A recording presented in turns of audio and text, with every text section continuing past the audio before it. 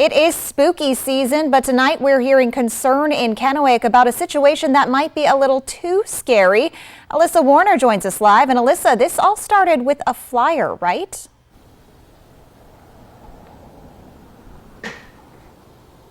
Hey Jill, so yeah, you may have seen the posts on social media from the city of Kennewick and then Kennewick police saying that they'd gotten reports of these suspicious flyers around town. Now I got a look at one of those flyers.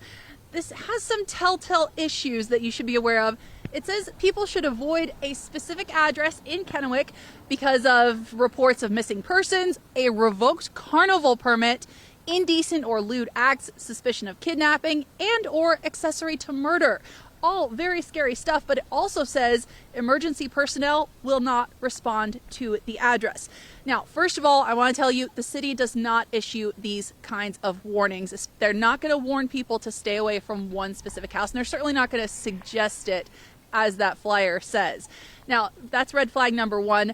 Red flag number two, there's no sign that emergency response would not respond to a specific home. And again, there's no sign that any of the things listed on that flyer have actually happened there. I spoke with Kennewick police earlier today.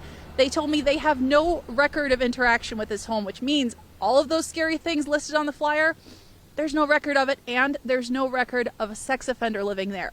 That's a concern that I saw a lot on social media today, people in the comments.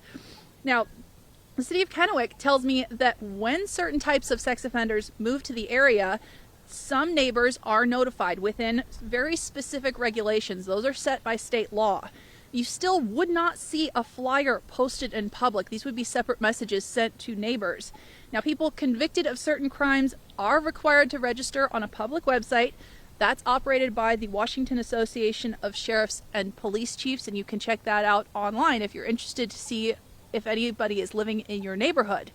Now, when it comes to safe trick-or-treating, there are some things to keep in mind, but this is basic safety. It's things like have lighted costumes or have reflectors on your costumes, your kids' costumes. Police are asking everybody, both drivers to be careful about kids on the sidewalk and kids to be careful crossing the street. And of course, if you want to be the safest while you're trick-or-treating, do it in a big group. That is going to be very possible here in Kennewick coming up this weekend. We're talking about a big celebration happening downtown coming up in just about 30 minutes at 6:30. We'll check in with you then. Live in Kennewick, I'm Alyssa Warner for Apple Valley News Now. Jill, I'll send it back to you.